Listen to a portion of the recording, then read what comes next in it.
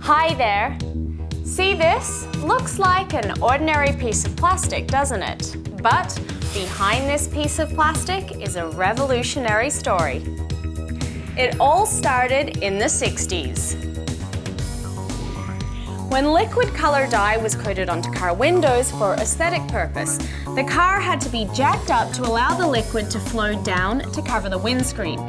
This technique was messy and even posed environmental and health hazards by emitting toxic fumes. The idea of using film only came about in the 70s with the introduction of PET-based films that were basically dyed polyester. Dark-colored dye was added to the film. The good thing was that such films cut off glare and added color to car windows. The bad thing was that dyed film wasn't really good at blocking out all the heat. The 80s witnessed the improvement in window coating technologies, leading to a new breed of single-layered metallized films. Common types were made of aluminum, nichrome, and copper. They were good at blocking out heat, but they created a one-way mirror effect with a very reflective appearance. This was prohibited by the traffic authorities in most countries. Metallized reflective films also limited the amount of daylight entering buildings.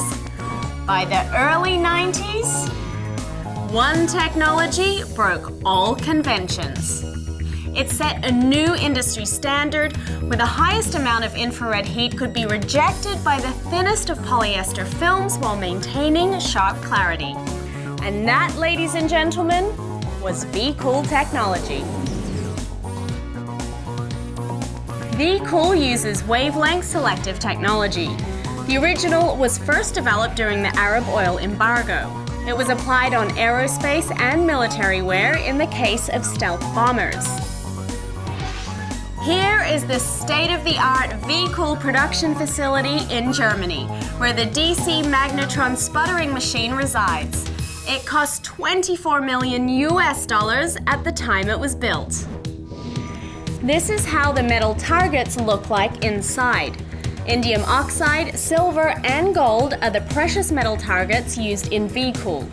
Shaped like a horseshoe track, layer after layer of rare metals are being sputtered onto the world's top 1% grade of polyester. Imagine, there are 7 to 10 stacks of such precious metals on this one piece of thin film. No wonder V-Kool films are able to selectively block off unwanted heat waves while allowing maximum daylight to enter. It's all thanks to this genius here, Dr. Gene Woodard. This is the man behind the invention of 10 multi-layer stacks of rare metals that form the Generation 2 V-Kool film. It can block off as much as 97% of infrared heat and still keep your windows clear. Hard to believe? Come on, let's have it verified. In this window film lab, researchers are subjecting the V-Kool film to stringent tests. This is the spectrophotometer lab equipment used by professional testing institutions. This curve shows the total energy being transmitted, from 780 to 2,500 nanometers, where the sun's infrared heat can be felt. This V-Kool film allows an average of only 3% of infrared heat to get past. The other curves show the measurements of a dyed and common metal film. The difference between the amount of heat being blocked off by V-Kool versus other films can be clearly seen. What's the shelf life of V-Kool film? You need this equipment called the Q-Sun Xenon Test Chamber.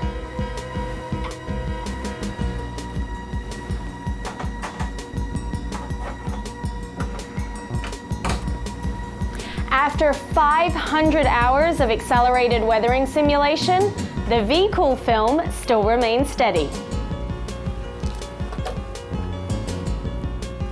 Others, you can see the results for yourself. Don't understand the difference between V-Kool and others in the market? Let's turn to the thermal trap. This tool consists of a heat lamp a substrate and a simple piece of thermal fax paper. When heat is absorbed, it leaves an imprint on the fax paper. One side of the substrate is coated with V-Kool and the other with heat-absorbing film.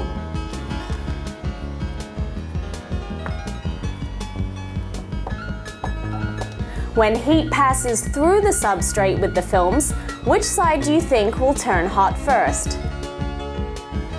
Clearly, this piece of ordinary film absorbs heat like a sponge, causing the thermal fax paper to burn. V-Kool does not allow the heat to pass through, and it remains clear.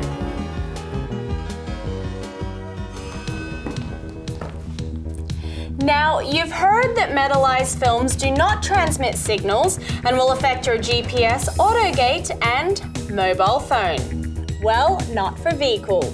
That's why European OEM glass makers have been using V-Kool technology on German-made cars up till today. Phew, is it getting hot in here? You're probably getting over 90% of infrared heat if your windows are not filmed at all. If you have a dark tint on your car that absorbs heat, you'll still get 80 to 90% of infrared heat. How about if you add 2 more layers of dark tint over this? How much cooler can your car get? Still as hot and way too dark. But let's replace with just one single layer of V-Kool 70. Let's see the results. The view is very clear and you feel cool. And if you put on a Generation 2 V-Kool 55 film that has 10 layers of rare metals, your window reflects up to 97% of infrared heat. The glass is just an inch thick, but it has the insulation of a 6-inch thick concrete wall because of V-Kool. This is why millions of car owners and car dealerships around the globe use V-Kool. You're not simply keeping yourselves cool with V-Kool, it's helping the environment as well.